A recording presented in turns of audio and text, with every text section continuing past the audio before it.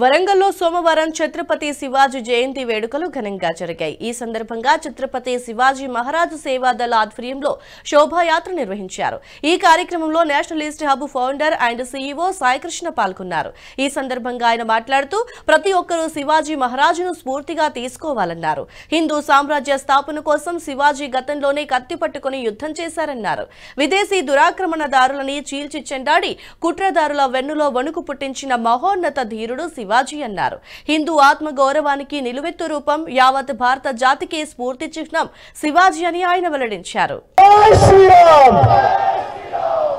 శివాజీ మహారాజ్ జయంతి సందర్భంగా ఈ రోజు ఇంత మందిని కలిసి ఒక బైక్ ర్యాలీ ద్వారా కడుపుకొండ బ్రిడ్జ్ దగ్గర నుంచి ఇక్కడ వరకు మనం వచ్చాము అనంటే దీనివల్ల ఏం చెప్తున్నాం? హిందువులంతా ఒకటే అనే ఒక ఖచ్చితమైన స్పష్టమైన సంకేతాన్ని అందరికీ ఇస్తున్నాం.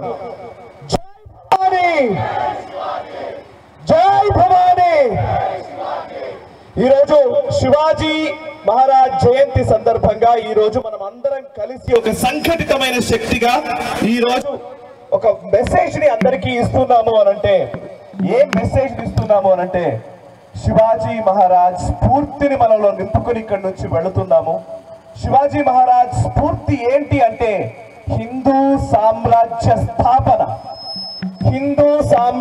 స్థాపన కోసం ఆ రోజు శివాజీ మహారాజ్ కత్తిని చేతబూని ముస్లిం దురాక్రమణదారుల పీచమణిచి హిందూ సామ్రాజ్యాన్ని స్థాపించారు. ఈ రోజు రామరాజ్య స్థాపన సందర్భంలో మనం ఉన్నాం.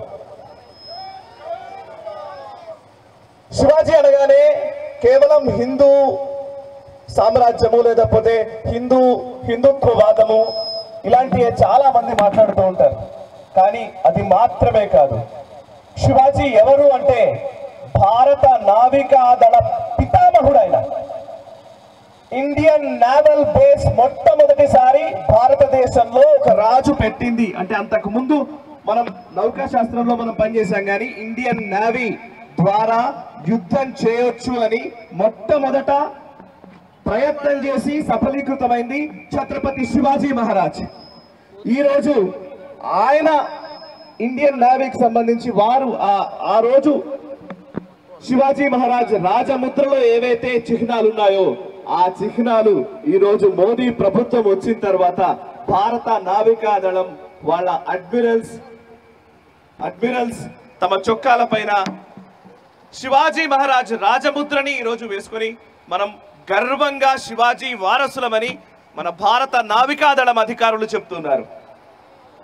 భారత నేవీ ఫస్ట్ టైం భారతదేశపు సాంస్కృతిక చిహ్నము లేదా మన చారిత్రకమైనటువంటి శివాజీ మహారాజ్ స్ఫూర్తిని కొనసాగిస్తోంది కేవలం మోదీ ప్రభుత్వం వచ్చిన తర్వాతే.